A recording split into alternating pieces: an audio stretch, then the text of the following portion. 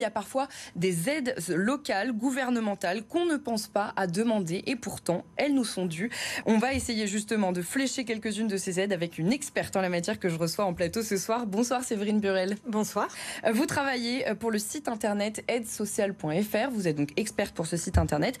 Il y a beaucoup d'aides que les franciliens ne pensent pas forcément à demander. Oui, il y a un phénomène qu'on constate énormément, c'est le phénomène de non-recours. Donc ce sont les aides qui ne sont pas sollicitées par leurs bénéficiaires potentiels. Alors les raisons sont multiples, ça peut être parce qu'on ne connaît pas les dispositifs ou parce qu'on pense qu'on n'est pas éligible. Et effectivement, en plus il y a des aides méconnues, il y a des aides nouvelles qui arrivent en fonction de l'actualité. Donc tout ça fait que c'est un domaine qui peut être assez anxiogène.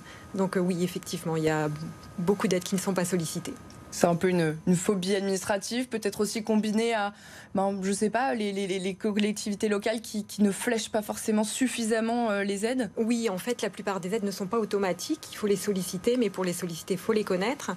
Après, il y a souvent des démarches à accomplir qui peuvent être assez décourageantes. Et puis, on a peur de se faire stigmatiser aussi quand on sollicite les dispositifs. Donc, effectivement, c'est un milieu très anxiogène. Finalement, on le voit aujourd'hui, et c'est d'ailleurs pour cette raison qu'on y consacre une journée spéciale sur BFM Paris Île-de-France. Le pouvoir d'achat des Franciliens est un petit peu mis à mal en ce moment, notamment cette rentrée avec une forte inflation. Est-ce que vous avez observé une augmentation des visites sur le site internet ? Oui, on a une forte augmentation des visites.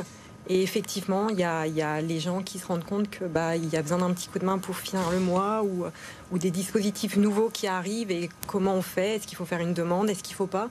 Donc on a énormément de visites pour effectivement essayer d'avoir un petit coup de main. Un petit coup de main, donc ça passe par des aides gouvernementales, des aides des collectivités locales. Oui. En fait, il y a plusieurs échelons d'aide. Exactement, il y a les aides qui sont attribuées pour tous de la même façon avec le même montant au niveau national et des aides qui sont accordées par les collectivités. Donc effectivement, c'est connaître ses droits en intégralité, c'est compliqué. Et c'est pour ça que sur notre site, nous, on a mis au point un simulateur qui recense toutes les aides sociales existantes et qui permet en quelques questions seulement de connaître toutes les aides dont on peut bénéficier. Bon, justement, on va les détailler un petit peu, ces aides, parce que vous, franciliens, vous avez le droit justement à des aides également. Vous êtes éligible à plusieurs aides, parfois même sans le savoir. Justement, tout d'abord, on parle du sport, parce que voilà, faire du sport, c'est toujours un petit peu cher quand on s'inscrit à un club, pour les enfants notamment. Est-ce qu'il existe des aides pour le sport en Île-de-France ? Oui, il y a notamment le passeport.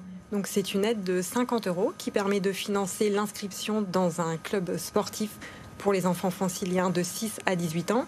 Et il y a une nouveauté, depuis la rentrée, le dispositif est élargi aux étudiants boursiers de 18 à 28 ans.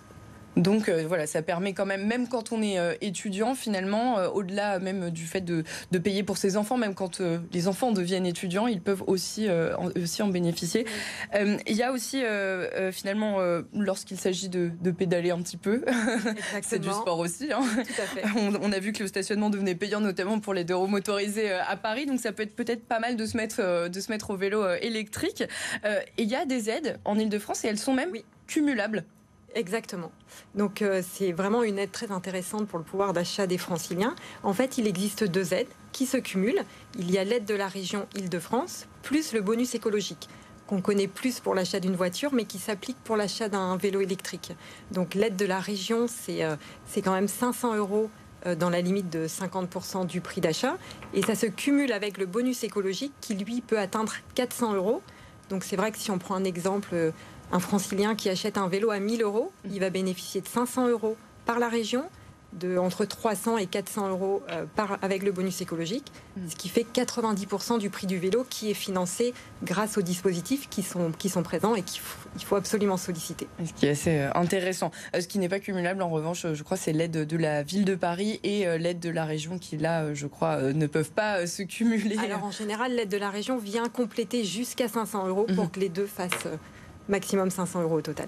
Alors du sport, mais aussi de la culture, puisque effectivement, il faut aussi savoir se faire un petit peu plaisir. Des sorties culturelles, c'est toujours assez important.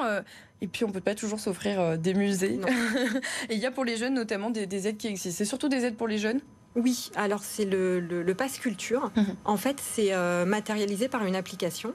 Et le Pass Culture permet d'obtenir une somme d'argent qui peut être dépensé pour des sorties culturelles, des abonnements à des plateformes de streaming ou bien encore l'achat d'instruments de musique. Et donc ça, c'est à partir de 15 ans. En fait, tous les ans, on va créditer, donc c'est 20 € la première année et 30 € ensuite. Donc 80 € jusqu'à 17 ans, donc à dépenser effectivement dans tout ce qui est loisirs. Et à 18 ans, on bénéficie d'un crédit de 300 €. Donc c'est quand même non négligeable pour financer les sorties. Et là, on vient d'apprendre récemment que le dispositif allait être étendu aux élèves de 6e. Donc on ne connaît pas encore les modalités précises, mais on peut supposer que ce sera pareil, une somme d'argent qui sera versée.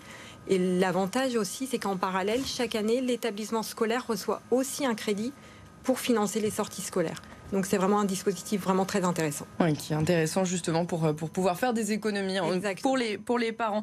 Un dernier dispositif dont je voudrais parler parce que on sait que c'est la rentrée pour les étudiants, c'est difficile de se loger et il y a un dispositif AILE, créé par la ville de Paris, qui permet aussi de se loger à Paris quand on est étudiant. On sait que c'est très cher de se loger à Paris. C'est très cher et ce dispositif s'adresse aux étudiants boursiers qui doivent trouver un logement privé. Donc c'est une aide qui permet de financer l'installation, l'achat de meubles, le premier loyer.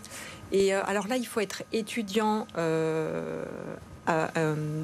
Il faut bénéficier d'une bourse de la ville de Paris, Créteil ou Versailles et il faut résider à Paris. Oui. Mais effectivement, c'est une aide qui varie entre 500 et 1000 € et c'est non négligeable quand on doit s'installer à Paris. Effectivement. Et est-ce que ça se cumule avec la CAF? Oui, exactement. Ça se cumule avec la CAF, donc ça n'est vraiment pas négligeable. C'est une bonne idée quand on est étudiant. Merci beaucoup Séverine Burel d'avoir évoqué avec nous toutes ces aides. Il en existe évidemment des dizaines d'autres qui sont à retrouver sur le site internet justement aide-social.fr.